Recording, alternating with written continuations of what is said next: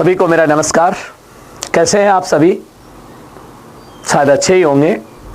आज आपके लिए पाठ्यक्रम में जो बदलाव हुआ उस पर आधारित एक नया टॉपिक लेके आया हूं और वो टॉपिक है अधिगम के प्रतिफल या सीखने के प्रतिफल, जिसके ऊपर जबरदस्त काम किया जा रहा है। किसके द्वारा? हमारे भारत सरकार के शिक्षा मंत्रालय द्वारा, और उसकी एक नोडल एजेंसी जो उसके अधीन काम कर रही है वो है NCERT। और जबरदस्त इसके ऊपर काम हो रहा है कि लर्निंग आउटकम्स क्या हैं और इन्हें हमारे विद्यालयों में हमारे शिक्षकों से, हमारे बच्चों से, हमारे अभिभावकों से कैसे जोड़ा जाए और क्या हमें प्राप्त करना है। इसी टॉपिक को लेकर हम चर्चा करेंगे। लेकिन आपको बता दूं मैं, ये जो टॉपिक है ये हमारी रीट के अंदर जो साइकोलॉजी वाला जो 5वीं यूनिट है उसमें भी जोड़ा गया है, इसलिए वहां भी महत्वपूर्ण बनता है।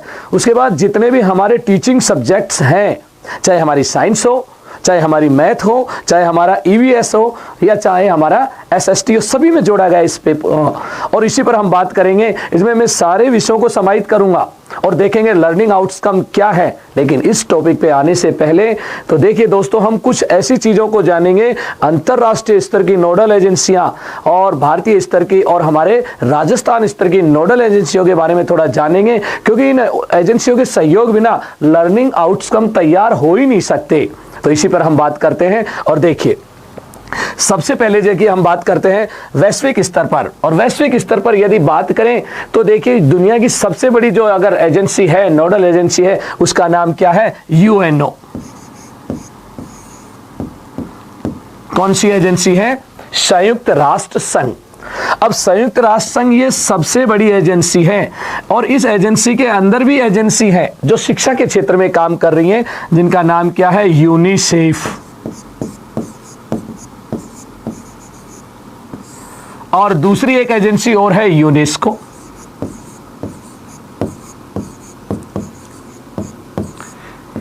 कहने का मतलब शिक्षा के क्षेत्र की सबसे बड़ी एजेंसी ये है यूनिसेफ और यूनेस्को, ठीक है। और वर्ल्ड लेवल की सबसे बड़ी एजेंसी की यदि हम बात करें तो वो कौन सी है हमारे पास? UNO। अब हम बात करते हैं कि UNO के द्वारा एक लक्ष्य रखा गया था। वो लक्ष्य क्या था? सतत विकास का। सतत विकास।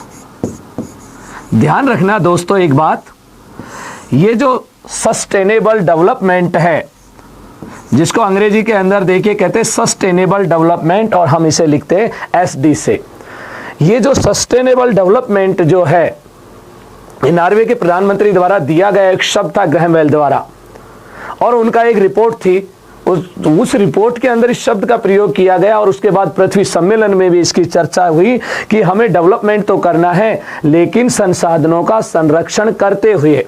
और इसी कड़ी के अंदर देखिए कुछ लक्ष्य रखे गए हैं जिन्हें कहा जाता है SDG। क्या कहा जाता है? सस्टेनेबल डेवलपमेंट गोल, और हिंदी में क्या कहेंगे? सतत विकास लक्ष्य। ये जो लक्ष्य रखे गए हैं सतत विकास के, ये लक्ष्य रखे गए हैं, टोटल लक्ष्य थे 17। इन 17 लक्ष्यों में से एक लक्ष्य हमारी शिक्षा से संबंधित था, और वो कौन से नंबर पर था? वो आता है 4थे नंबर पर देखिए, और उसे कहा जाता है SDG 4। क्या कहा जाता है उसको? SDG 4। क्या था वो लक्ष्य जो रखा गया? वो था यूनिवर्सल क्वालिटी एजुकेशन, सार्वभौमिक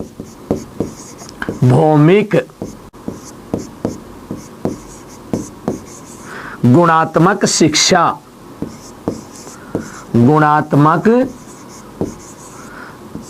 शिक्षा ये लक्ष्य रखा गया देखिए, और ये कहा गया था 2030 तक इन लक्ष्यों को प्राप्त करना। टोटल लक्ष्य थे 17, लेकिन एजुकेशन का लक्ष्य था 4थे नंबर पर।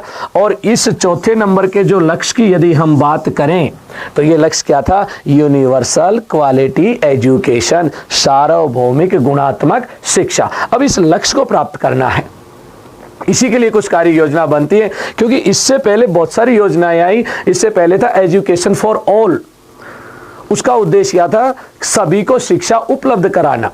अब जब सभी को शिक्षा उपलब्ध करा दी तो अब देखिए अंतर्राष्ट्रीय स्तर पर यह दायित्व बनता है इन एजेंसियों का कि अब हम बच्चों को कैसी एजुकेशन दें, क्वालिटी एजुकेशन।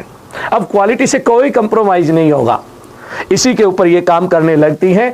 अब देखिए इन एजेंसियों के बाद आते हैं हम भारत में। अगर हम भारत की बात करें और भारत की सबसे बड़ी एजेंसी की बात करें तो देखिए भारत की सबसे बड़ी जो एजेंसी है वो आती है MHRD, मानव संसाधन विकास मंत्रालय, और ये थी 1985 में बनाई और 2020 में समाप्त हो गई ये एजेंसी, यानी ये नाम।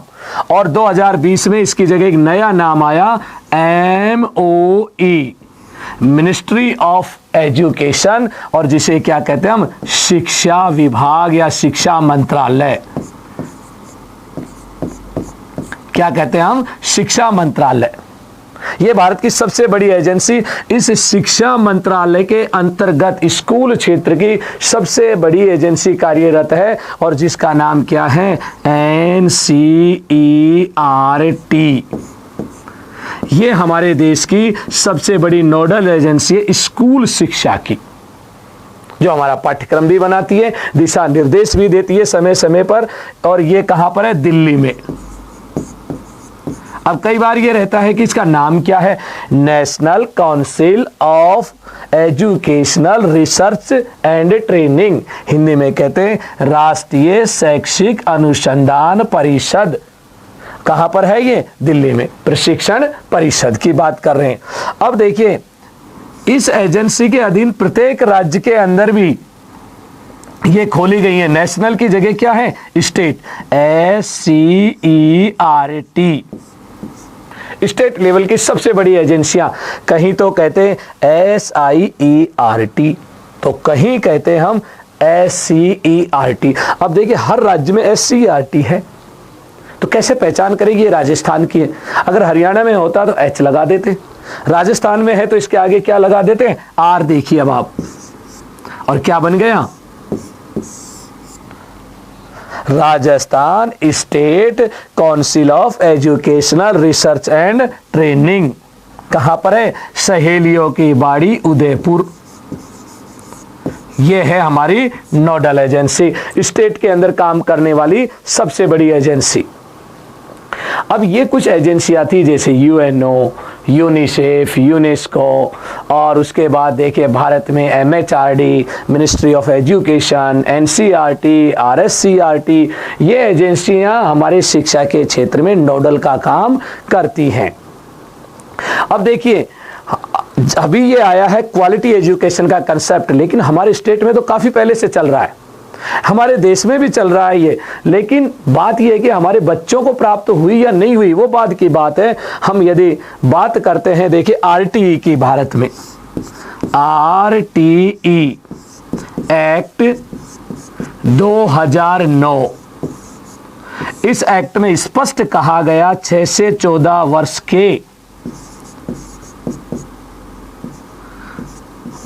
के बच्चों को गुणात्मक शिक्षा दी जाए। कैसी शिक्षा दी जाए, गुणात्मक शिक्षा दी जाए, यह RTE में लिखा हुआ है।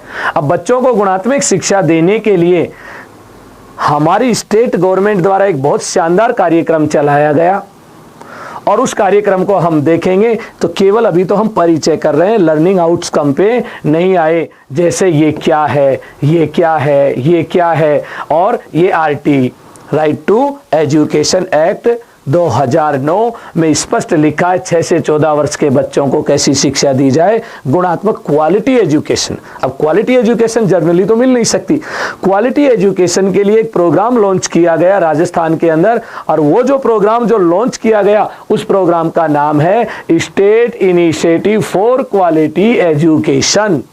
राज्य के लिए गुणात्मक शिक्षा की पहल नामक कार्यक्रम चलाया गया, और ये फर्स्ट ग्रेड में इसका पूरा नाम पूछा गया था, और ये है इसका जो पूरा नाम ये लिखा हुआ है। ये हमारे राजस्थान सरकार द्वारा गुणात्मक शिक्षा के अंदर एक कार्यक्रम लॉन्च किया गया। तो गुणात्मक शिक्षा का क्या है, यह एक कार्यक्रम, प्रोग्राम है। जो कौन सी कक्षा के लिए चल रहा है? राजकीय विद्यालयों में पहली से लेकर 5वीं तक ये क्वालिटी एजुकेशन का प्रोग्राम चल रहा है ऑलरेडी। लेकिन अब हम देखते हैं कि ये क्यों है क्वालिटी, क्योंकि इसमें क्या कराया जाता है? Activity based learning. अब एक्टिविटी बेस्ड लर्निंग को हम क्या कहते हैं? गतिविधि आधारित लर्निंग अधिगम। बच्चे को खेल खेल में शिक्षा देना। हमारे केंद्र में कौन है? बच्चा। इसीलिए केंद्र में है तो हम कहते हैं चाइल्ड सेंटर्ड पेडागोजी, बाल केंद्रित शिक्षण, बाल केंद्रित शिक्षण। और देखिए इसके बाद देखिए बच्चे को जब खेल खेल में हम शिक्षा देते हैं, बच्चा खेल खेल में सीखता है तो उसका इवोल्यूशन भी देखिए खेल खेल का ही होना चाहिए, उसी पद्धति पर आधारित होना चाहिए। इसलिए नई पद्धति आई है जिसका नाम क्या है? CCE, continuous and comprehensive evolution, जिसे हम क्या कहते हैं? सतत एवं व्यापक मूल्यांकन। व्यापक मूल्यांकन।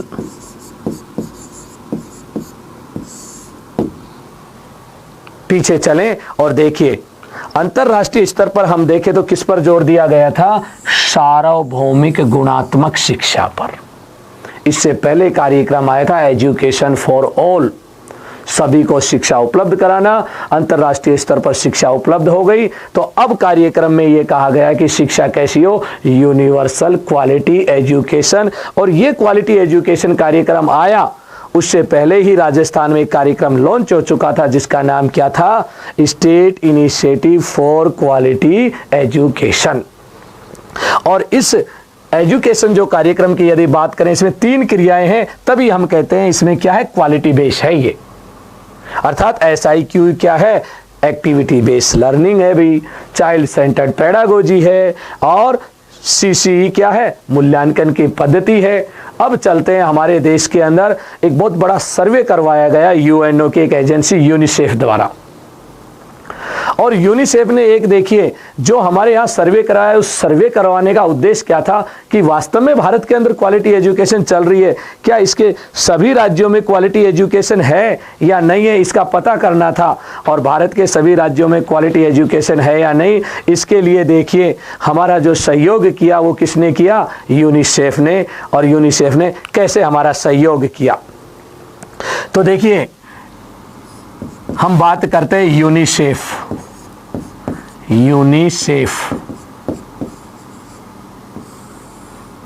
अब आप सोच रहे होंगे लर्निंग आउटकम तो मैंने बताया नहीं, अभी मैं उससे पहले का बैक बता रहा हूं, इसकी जरूरत क्यों पड़ी उसकी बात कर रहे हैं। अंतरराष्ट्रीय एजेंसी यूनिसेफ प्लस NCERT दोनों के सहयोग से भारत के अंदर सार्वभौमिक गुणात्मक शिक्षा का पता लगाना था। अर्थात हमारे देश में यह पता लगाना था कि क्वालिटी एजुकेशन है या नहीं। इसके लिए क्या करवाना पड़ा? हमें एक सर्वे, और उस सर्वे को नाम दिया गया NAS। और ये जो सर्वे रखा गया था 2017 में। अब NAS क्या है? ऊपर लिख रखा है नेशनल अचीवमेंट सर्वे। हिंदी में क्या कहेंगे इसको? इस सर्वे को हिंदी में कहा जाता है राष्ट्रीय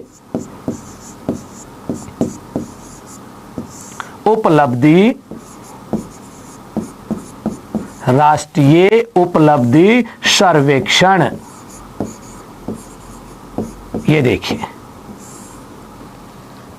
कब हुआ ये? 2017। और तारीख थी 13 नवंबर 2017 को यह सर्वेक्षण हुआ। क्या उद्देश्य था इस सर्वेक्षण कराने का? क्वालिटी एजुकेशन का पता लगाना कि हमारे देश में क्वालिटी एजुकेशन है नहीं। कौन जानना चाहते थे? यूनिसेफ। किसके सहयोग से?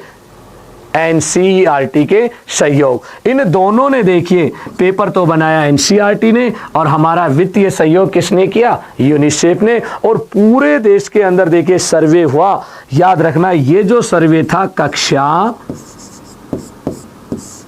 3, 5 और 8 का रैंडमली सर्वे, क्योंकि पूरे देश में तो देखिए सर्वे हो नहीं सकता प्रत्येक स्कूल से, तो रैंडमली कुछ स्कूल चुने और उनमें ये सर्वे करवाया गया, यानी वहां पर क्वालिटी एजुकेशन का एक परीक्षा ली गई। और परीक्षा लेने से हमने ये पता किया कि इस परीक्षा के अनुसार कौन सा राज्य की क्वालिटी एजुकेशन है, कौन सा की नहीं है, कौन सही मायने में क्वालिटी एजुकेशन दे रहा और कौन नहीं दे रहा, मात्र ये पता करना था। अब देखिए, ये जो पेपर बनाया ये था कक्षावार और विषयवार।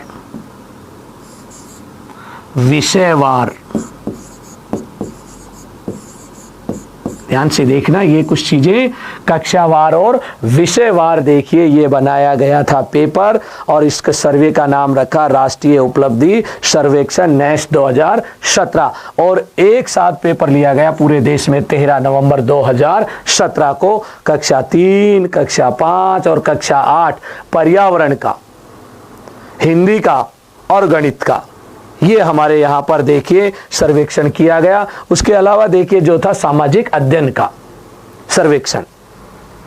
अब बात आगे आती है कि ये जो सर्वेक्षण करवाया इसका परिणाम क्या निकला।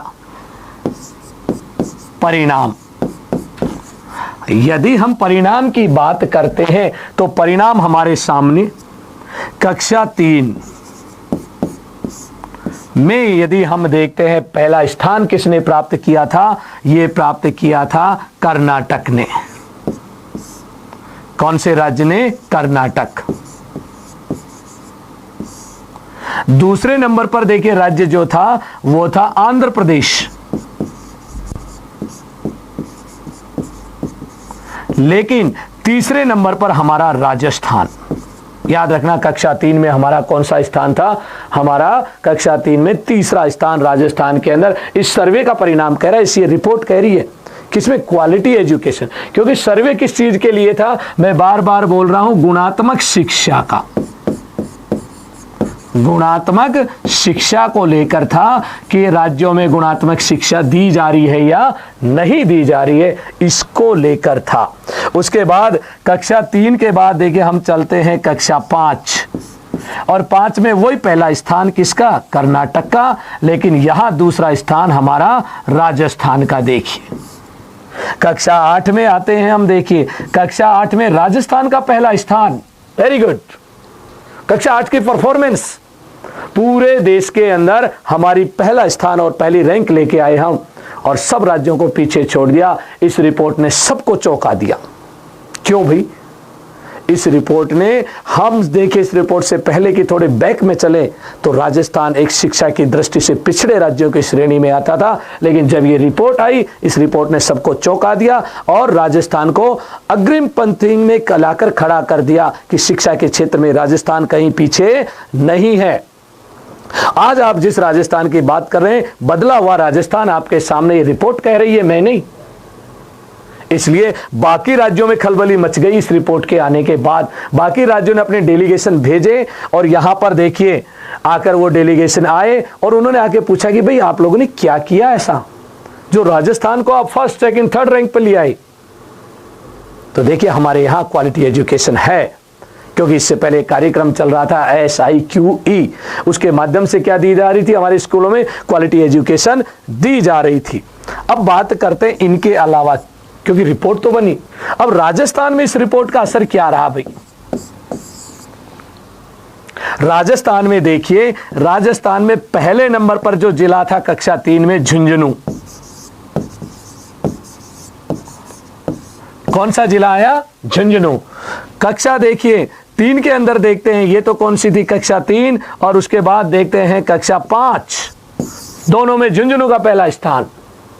और उसके बाद देखिए कक्षा देखते 8। याद रखना कक्षा 8 में जो बाजी मारी है वो कौन है? नागौर। शिक्षा के क्षेत्र में बढ़ता हुआ नागौर, और वो 8वीं कक्षा में कौन से स्थान पर आ जाता है? पहले स्थान क्वालिटी एजुकेशन के मामले में।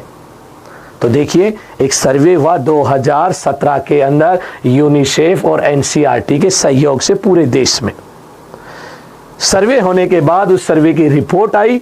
सर्वे किसको लेकर था? गुणात्मक शिक्षा को लेकर, कि हमारे देश की शिक्षा क्या है, जिसका परिणाम निकला कर्नाटक पहले स्थान पर, और राजस्थान तीसरे स्थान पर, राजस्थान दूसरे स्थान पर, और राजस्थान 8वीं में पहले स्थान पर। ये परिणाम थे। अब हमें क्या करना है? आपको मैं एक बात बता दूं, ये स्थान तो हमने दे दिए, लेकिन हमारी मार्किंग बहुत पीछे थी। जैसे आप देखिए 200 में से 70 नंबर आना, 200 में से 70 नंबर आना, आ तो गए नंबर, लेकिन आप सोचिए 200 में से 70, अगर 200 में से 180 आए तब तो क्वालिटी है, और 200 में से 70 आ रहे हैं तो क्या क्वालिटी है? अभी भी हमारे यहाँ क्वालिटी की आवश्यकता थी, या हम कहते सतत विकास का चौथा जो लक्ष्य था उसे हमारे देश में लागू करना है। क्या था उसका लक्ष्य? SDG 4। क्या था ये लक्ष्य? याद करो, रिमाइंड, क्या था ये लक्ष्य? था सार्वभौमिक गुणात्मक शिक्षा का।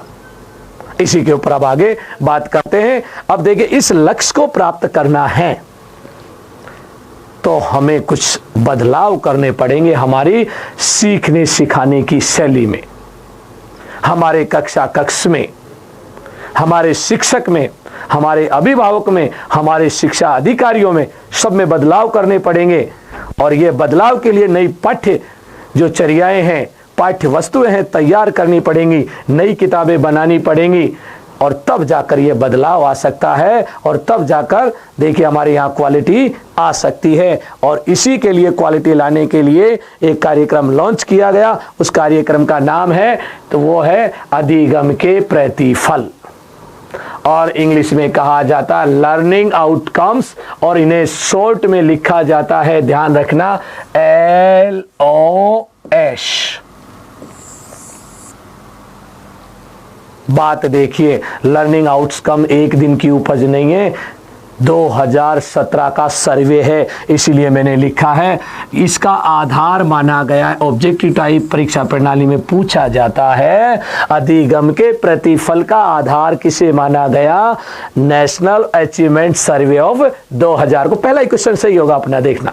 चलो, कौन से सत्र में हुआ ये? 2017-18 में ना, उसमें 17 में सर्वे हुआ, और उसी समय इसको क्या कर दिया? लागू कर दिया। किसको? अधिगम के प्रतिफल कब लागू हुए? ध्यान रखना, ये कब लागू होते हैं? सत्र 2017-18 से अधिगम के प्रतिफल क्या होते हैं? लागू। अब ये जो प्रतिफल थे, ये प्रतिफल कौन सी क्लास के लिए? सभी क्लास के लिए। कौन से विषय के लिए? सभी विषय के लिए। इसलिए मैंने स्पष्ट कह दिया, विषयवार और कक्षावार। कैसे हैं? विषयवार और कक्षावार। और देखिए क्या है लर्निंग आउटकम? ये है कौशल और दक्षता का मापन। एक निश्चित मापदंड तय कर लिया गया, उस मापदंड के ऊपर हमारा बच्चा खरा उतरता है या नहीं उतरता है, उसका मापन है ये लर्निंग आउटकम्स। यानी विषय वस्तु हम पढ़ाते रहेंगे, पढ़ाते समय जो हमने मानक तय किए हैं वो मानकों की आकलन करेंगे बच्चे में, वो मानक आए या नहीं आए। और आप देखिए इसकी परिभाषा देखिए, क्या है ये लर्निंग आउटकम्स? क्या है? कौन? LOS। ये देखिए पहली परिभाषा आपके सामने, निश्चित मापदंड, यानी कोई ना कोई हमने क्या माने? स्टैंडर्ड मानक, आकलन सूचक भी कहते हैं इसको, कोई ना कोई सूचक माना है। निश्चित मापदंड के आधार पर सीखने का आकलन करना, सीखने का आकलन करना ही क्या है? लर्निंग आउटकम्स है। बच्चे ने क्या सीखा, बच्चे ने कितना सीखा, इसका मापन करना किस पर? इस मापदंड से। तो इसका मतलब सीधा सा है, पहले एक मापदंड तय किया गया, फिर बच्चे को पढ़ाया गया, और बच्चे को पढ़ाने के बाद हमने ये जांचा, ये आकलन किया कि बच्चे ने ये जो मापदंड तय किए थे इतना सीखा या नहीं। जैसे तीसरी कक्षा में हमने तय कर लिया कि बच्चे को जोड़ गुणा और बाकी सिखाएंगे 2 संख्याओं के। अब 2 संख्याओं का कोई भी जोड़ गुणा बाकी दे सकते हैं बच्चे को। अगर बच्चा उनको हल कर देता, इसका मतलब उसके अंदर ये मापदंड क्या कर लिए? बच्चे ने पूरे कर लिए, और बच्चे ने पूरे कर लिए तो हमारा उद्देश्य की पूर्ति होगी। दूसरी परिभाषा और देखिए, बहुत ही अच्छी परिभाषा, जो कुछ भी बच्चों ने सीखा है, कुछ भी सीखा, लर्न किया है बच्चे ने, अधिगम, सीखने को क्या कहते हैं, अधिगम, कुछ भी सीखा है बच्चे ने, देखिए लर्न किया है, उसको जांचने, उसकी क्या करनी है, जो सीखा है उसकी जांचने या उस परिणाम को देखने के मापदंड को, भाई उस बच्चे ने जो सीखा है उस सीखने को हमें क्या करना है, निश्चित मापदंड पर तोलना है कि इतना है या नहीं है, उसी को क्या कहते हैं, लर्निंग आउटकम्स। समझ गए होंगे आप, यानी एक निश्चित मापदंड है, उसके ऊपर हमें तोलना है। अब ये निश्चित मापदंड ये है कि बच्चे में कौशल आया कि नहीं कार्य करने का, बच्चे में दक्षता आई या नहीं आई, बच्चे को विशिष्ट ज्ञान प्राप्त हुआ या नहीं हुआ, यही तो है। चलो अब आगे चलते हैं और अब देखिए इसके अंदर ये जो प्रक्रिया है कैसे है, क्यों है, इन्हीं चीजों के ऊपर हम आगे बढ़ते हैं और देखते हैं। सबसे पहले आता है इसकी नीड क्यों हुई, आवश्यकता क्यों पड़ी भाई ये सब लाने की, क्यों लाना पड़ा भाई हमें, अरे लाने की आवश्यकता थी। हमारे देश में क्वालिटी एजुकेशन नहीं थी, सतत विकास के चौथे लक्ष्य को हमें प्राप्त करना था, यूनिवर्सल क्वालिटी एजुकेशन को प्राप्त करना था, इसलिए हमें इसकी आवश्यकता पड़ी। और देखिए मैं कुछ बिंदु लेके आया हूं, इन बिंदुओं से और स्थिति क्लियर, गुणात्मक शिक्षा सुनिश्चित करने के लिए, सीधी सी बात है, सारी लड़ाई किसकी हो रही है, universal quality education, VEQ, UEQ,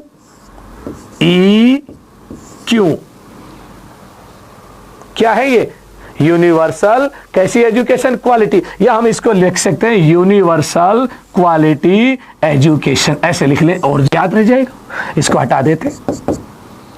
क्या है, यूनिवर्सल क्वालिटी एजुकेशन लाना था और इसको सुनिश्चित करना है। दूसरा लक्ष्य, राष्ट्रीय स्तर की शैक्षिक आकांक्षाओं, हमने राष्ट्रीय स्तर पर कोई तो आकांक्षा तय की होगी, उन आकांक्षाओं की क्रियान्विति हेतु उन आकांक्षाओं को क्या करना, फील्ड से प्राप्त करना है, बच्चों को उस लेवल तक बच्चों को ले जाना है, इसलिए इसकी जरूरत पड़ी। आयु अनुरूप अपेक्षित स्तर, यानी आयु के अनुसार बच्चे के अंदर एक कौशल का विकास होना चाहिए, अगर वो कौशल का विकास नहीं होता है तो हमें किसकी जरूरत पड़ेगी, हमें अधिगम के प्रतिफल या हम कह रहे सीखने के प्रतिफल की। और देखिए बहुत अच्छी बात, शैक्षिक उद्देश्य प्राप्ति के लिए शिक्षा के जो उद्देश्य हैं, इनमें उद्देश्यों में क्या है, गुणात्मक शिक्षा उपलब्ध कराना, बच्चे को क्वालिटी एजुकेशन देना, बात बार वही दोहराई जा रही है, और उसकी प्रयासों की क्या करना, जांच करने के लिए। और देखिए राज्य को राष्ट्रीय स्तर पर उच्च स्तर, क्या है, उच्च पायदान, हर राज्य चाहता है कि मेरा पायदान पूरे देश में पहले नंबर पर हो। बहुत सारे राज्य ये पचा नहीं पा रहे कि राजस्थान कैसे आ गया फर्स्ट रैंक पे, राजस्थान सेकंड रैंक पे कैसे आ गया, वो पचा नहीं पा रहे हैं इस बात को। लेकिन हर राज्य में होड़ मची है कि हम अपने राज्य में क्वालिटी एजुकेशन लाएंगे और पहला स्थान प्राप्त करेंगे। इसलिए उच्च पायदान प्राप्त करने के लिए राज्यों में क्या मची है, होड़ मची है। इसीलिए सब ने क्या लागू कर दिया, अधिगम के प्रतिफल, कि बच्चे ने क्या सीखा और क्या नहीं सीखा, उस चीज की जांच करना है हमें। तो ये तो क्या था, आवश्यकता। अब देखते हैं इसके बाद इसके उद्देश्य। उद्देश्य की यदि बात करें, सीखने के प्रतिफल के उद्देश्य क्या है, या हम कह दीजिए इसके लक्ष्य क्या है। अधिगम के प्रतिफल, अधिगम के प्रतिफल के लक्ष्य क्या है, बच्चे का सर्वांगीण विकास करना, संपूर्ण whole development of the child, बच्चे का क्या करना, संपूर्ण विकास करना, कोई पक्ष रह नहीं जाए। गुणवत्ता युक्त शिक्षा उपलब्ध कराना, यानी क्वालिटी एजुकेशन, बच्चे को क्या दिलानी है हमें, क्वालिटी एजुकेशन। यहां क्या करना, होल डेवलपमेंट करना है। आगे आ जाए, गुणवत्ता में सुधार के प्रयास, ये उद्देश्य भी बहुत अच्छा है भाई। सब देना, सब लोग या सब राज्य बच्चे का क्या करना चाहते हैं, पूर्ण विकास, और सब लोग देखिए गुणवत्तापूर्ण शिक्षा भी देना चाहते हैं। बट उसके लिए हमें क्या करने पड़ेंगे, प्रयास तो करने पड़ेंगे। प्रयास का मतलब है कार्यक्रम चलाने पड़ेंगे। जैसे राजस्थान में कौन सा कार्यक्रम, SIQE, state initiative for quality education, शिक्षकों को अभिभावकों से जोड़ना। जब तक हमारा टीचर पेरेंट्स से नहीं जुड़ेगा तब तक हमारे पेरेंट्स को पता नहीं लगेगा मेरा बच्चे की क्या स्थिति है, स्कूल में जाता है या नहीं जाता, सीखता है या नहीं सीखता। इसलिए इन दोनों को जोड़ना बहुत जरूरी है, टीचर्स और किसको, पेरेंट्स। लर्निंग आउटकम्स में तो ये कहा टीचर और पेरेंट्स नहीं, उस बच्चे के आसपास जो भी लोग उन सबको जोड़ना है। उसका प्रशिक्षक है तो प्रशिक्षक, शिक्षा अधिकारी है तो उसको, उसका संरक्षक है तो उसको, सब लोगों को जोड़िए, उसके माता पिता को, उसके संरक्षक को, सबको जोड़िए और किसको प्राप्त करिए, सीखने के प्रतिफल को। तो ये क्या थे भाई, सीखने के प्रतिफल कितने, रटी रटाई 4 बातें हैं। सर्वांगीण विकास करना, गुणवत्तापूर्ण शिक्षा उपलब्ध कराना, सुधार के प्रयास करना, अभिभावकों और शिक्षकों को आपस में क्या करना, जोड़ना। अब आता है सीखने के प्रतिफल के विषय, ये थोड़ा ध्यान से सुनना भी। सीखने के प्रतिफल की जो विशेषताएं हैं इन पे देखिए। सबसे पहले देखिए, मैं आपको बताना चाह रहा हूं, कुछ लर्निंग आउटकम लेके आया हूं आप लोगों के लिए। और लर्निंग आउटकम आप देखेंगे, ये देखिए, ये कक्षा 6 का, 6ठी 7वीं 8वीं का लर्निंग आउटकम्स। और उसके बाद एक दूसरा लेके आया हूं मैं आप लोगों को दिखाने के लिए, ये हमारा प्राथमिक स्तर का है लर्निंग आउटकम्स 1 से 5। कौन सी क्लास का है, 1 से 5। अब हम बात करते हैं, देखिए यही ले लेते हैं 6 से 8 वाला लर्निंग आउटकम्स। इस लर्निंग आउटकम में देखिए सबसे पहले जिस विषय का आता है उस विषय का क्या होता है, परिचय। पाठ का परिचय, विषय वस्तु का क्या है, परिचय। तो पहली विशेषता क्या है, विषय में प्रवेश करने पर उसका क्या आएगा, परिचय दोस्तों। दूसरे नंबर पर आती है पाठ्यचर्या संबंधी अपेक्षाएं। दूसरे नंबर पर क्या है, पाठ्यचर्या संबंधी अपेक्षाएं। क्या अपेक्षा रखी गई हैं इस विषय से, इस चैप्टर से क्या अपेक्षाएं रखी गई हैं, और इन अपेक्षाओं को देखिए खरा उतारने के लिए और इन अपेक्षाओं को प्राप्त करने के लिए शिक्षक क्या करेगा, कक्ष में शिक्षण कराएगा। ये देख, सीखने सिखाने की प्रक्रिया करेगा। क्या करेगा टीचर, सीखने सिखाने की प्रक्रिया, यानी शिक्षण कराएगा, वो टीचिंग कराएगा। किसको प्राप्त करने के लिए, इन अपेक्षाओं को प्राप्त करने के लिए। इस विषय की अपेक्षाओं को आपस में जुड़ी हुई है और ये प्रयास किए जाए, ये स्टेप है इसके, और ये इसकी विशेषताएं। पहले विषय का परिचय, फिर उसकी अपेक्षाएं, फिर पढ़ने लिखने की क्रिया, और जब पढ़ने लिखने की क्रिया हो जाए पूर्ण रूप से।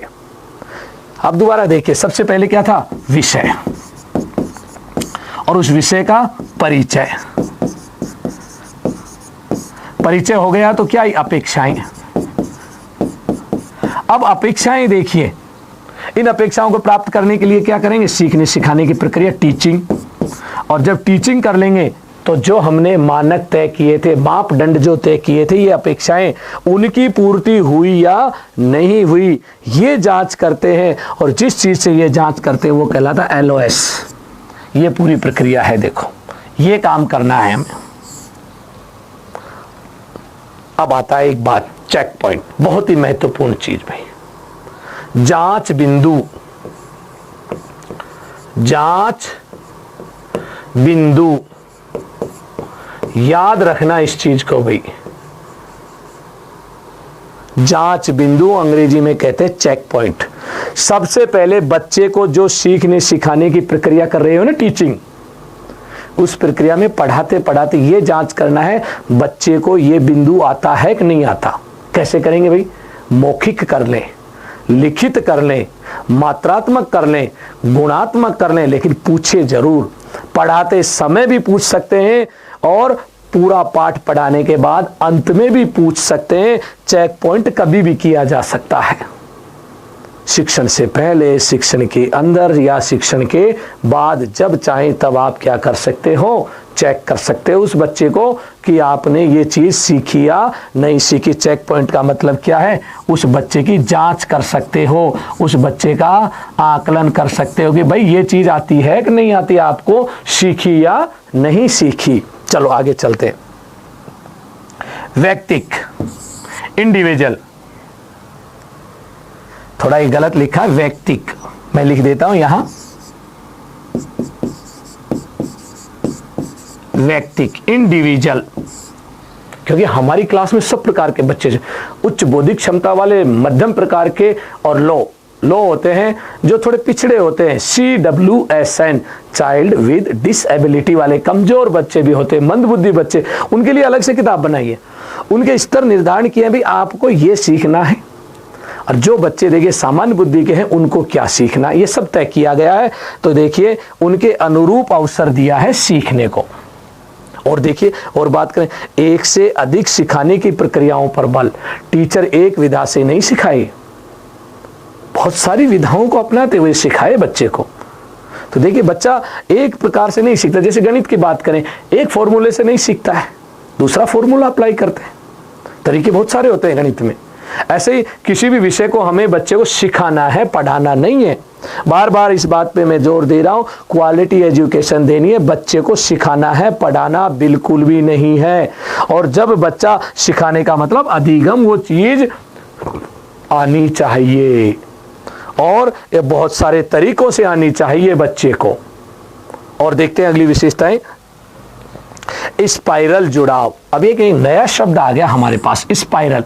स्पाइरल ये है, ये जो कॉपियों के किताबों के वो बाइंडिंग करवाते हैं ना प्लास्टिक की, गोल गोल गोल होती है, उसको कहते हैं स्पाइरल। स्पाइरल इस तरह से होता है, देखिए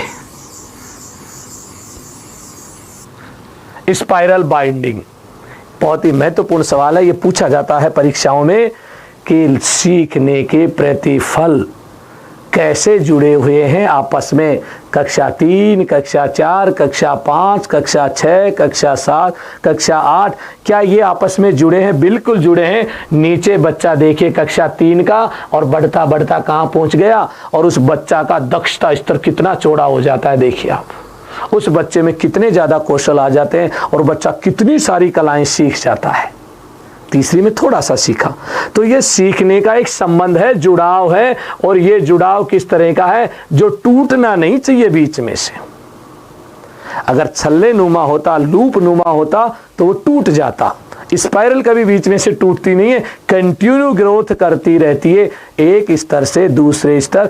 3 के स्तर की चीजें बच्चे ने सीख ली, तो भाई 4 की सिखाओ, उसके आगे 4 की सीख ली तो 5 की सिखाओ, और ये कंटिन्यू सीखते हुए चले जाते हैं। इसी को कहते हैं स्पाइरल जुड़ाव। अब देखिए इसमें दे रखा है अंतः एवं आंतरिक जटिलताओं के संदर्भ में, जो हमारी विषय वस्तु के अंदर जटिलता है। कक्षा 3 में जटिलता का स्तर कम होता है, 5 में जटिलता का स्तर ज्यादा होता है, 6 में और ज्यादा होता है, 7 में और ज्यादा होता है। जितनी ज्यादा जटिलताएं आएंगी वो जटिलताएं जुड़ी हुई होनी चाहिए, और प्रश्नों का स्तर भी धीरे धीरे, विषय वस्तु का स्तर भी बढ़ना चाहिए, और तब जाकर बच्चे में क्या आएगी, दक्षता। और दिस इज स्पाइरल। बालक का संपूर्ण विकास का लक्ष्य, होल डेवलपमेंट। क्या चाहता है ये अधिगम का प्रतिफल, बालक का पूर्ण विकास करना। आ जाइए, शिक्षक, प्रशिक्षक, अभिभावक, संरक्षक, शिक्षा अधिकारी आदि को शामिल किया गया है। Stake holder, stake holder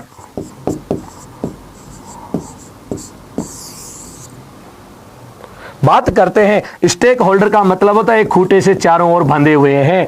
in सबको जिम्मेदारी दी है इस बच्चे को क्वालिटी एजुकेशन के लिए, बच्चे को सीखने के लिए तैयार करने। अकेला शिक्षक कुछ नहीं कर सकता, उसके साथ साथ कौन होने चाहिए, उसके प्रशिक्षक, उसके अभिभावक, उसके संरक्षक और उसके अधिकारी।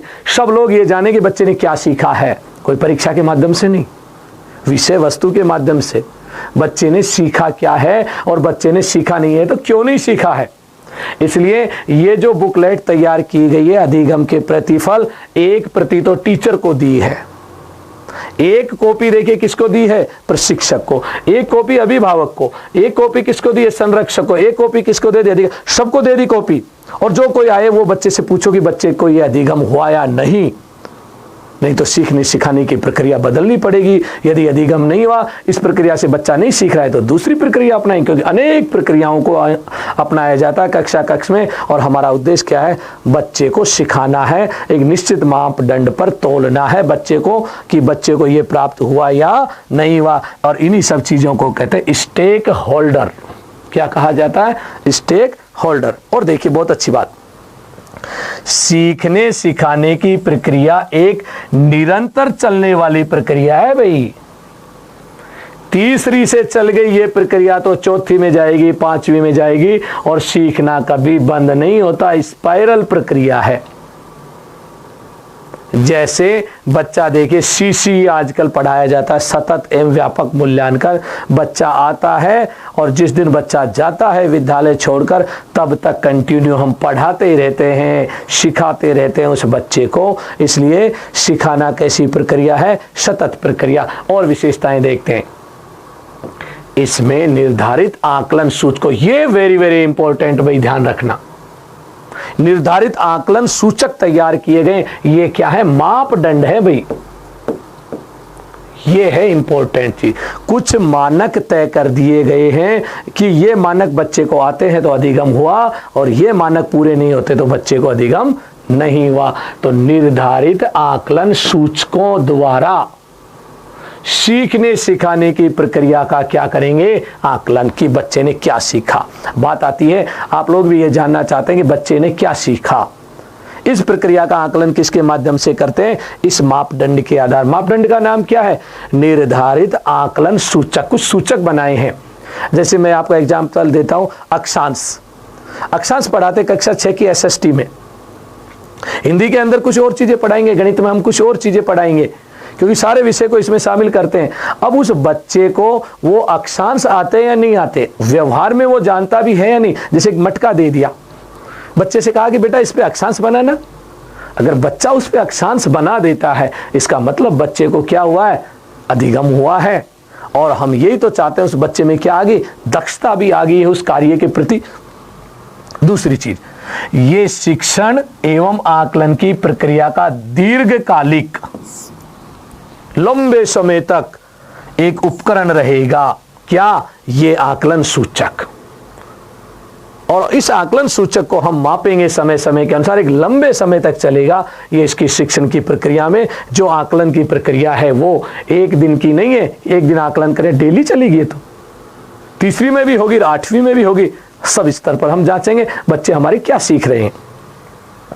सीखने सिखाने के प्रतिफल का कोई पृथक दस्तावेज संधारित, पृथक दस्तावेज, दस्तावेज का मतलब होता है रिकॉर्ड।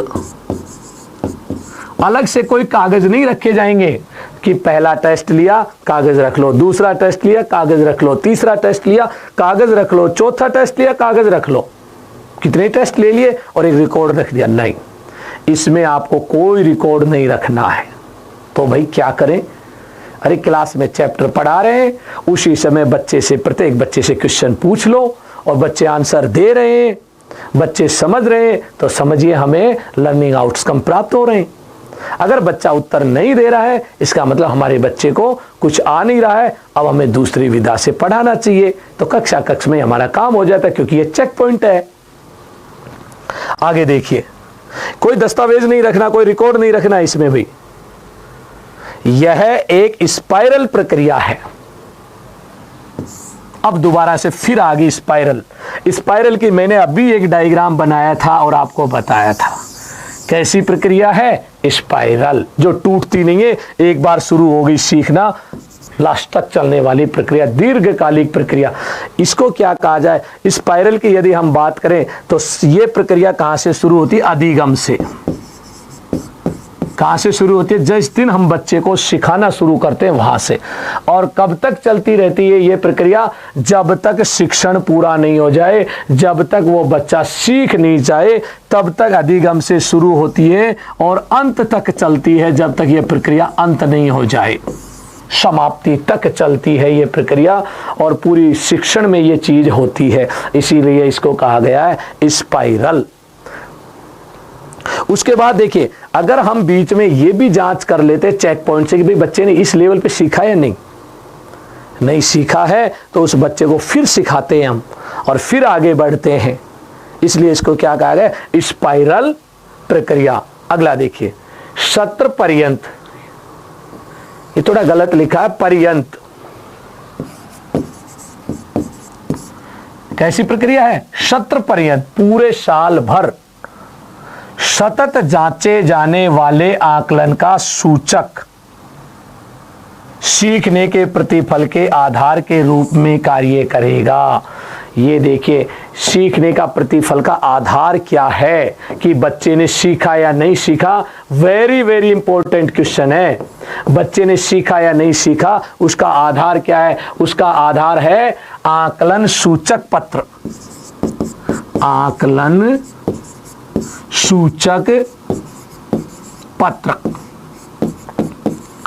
ये पहले ही देखिए, एनसीईआरटी ने तो राष्ट्रीय स्तर पर और हमारे राजस्थान में आरएससीईआरटी उदयपुर द्वारा ये दस्तावेज तैयार कर दिए। इनके आधार पर पता करो भाई, ये एक दस्तावेज है, उनमें लिख रखा है कि बच्चों की ये चीज आनी चाहिए, ये जांच कर लो। इस पाठ में उन्होंने पहले बना रखे ये चीजें आती हैं या नहीं, इनमें से पूछ लो। वो क्या कहलाते? आकलन सूचक पत्रक।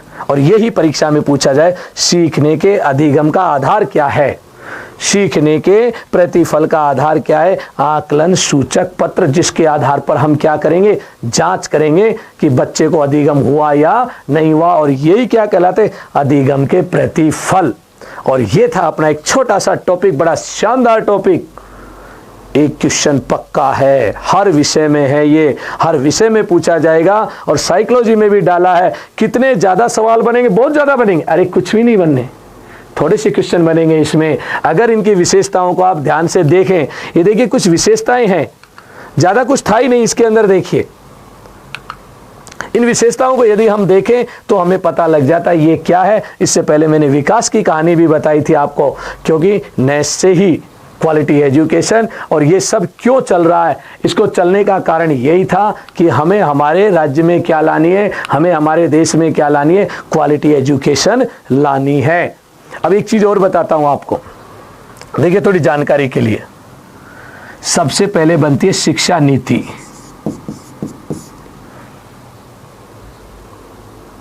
क्या बनती है? National policy of education. फिर बनता है एनसीएफ। एनसीएफ के बाद जो बनता है वो बनती है पाठ्यचर्या, और पाठ्यचर्या से बनता है पाठ्यक्रम, और पाठ्यक्रम से बनता है, देखिए हमारे ये पुस्तकें जिसे कहते हैं टेक्स्ट बुक, और टेक्स्ट बुक से देखिए क्या बनता है, हमारे काम में क्या बनता है? टीएलएम, शिक्षण अधिगम सामग्री तय करती है। और फिर जाकर एलओएस होता है, लर्निंग आउटकम्स, सबसे नीचे का स्तर कि बच्चे को ये प्राप्त हुआ या नहीं हुआ। पहले क्या बना? शिक्षा नीति, फिर एनसीएफ, नेशनल करिकुलम फ्रेमवर्क। अब कौन सा चल रहा है? 5। फिर क्या बनेगा? पाठ्यचर्या।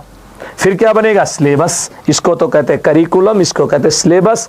और उस सिलेबस के अकॉर्डिंग क्या बनेगी? किताब बनेगी, पाठ्य पुस्तक। और पाठ्य पुस्तक के लिए क्या बनती है? शिक्षण अधिगम सामग्री। और उसके बाद तैयार होता है लर्निंग आउटकम्स। तो ठीक है दोस्तों, फिर मिलते हैं नए टॉपिक के साथ। जय हिंद, जय भारत।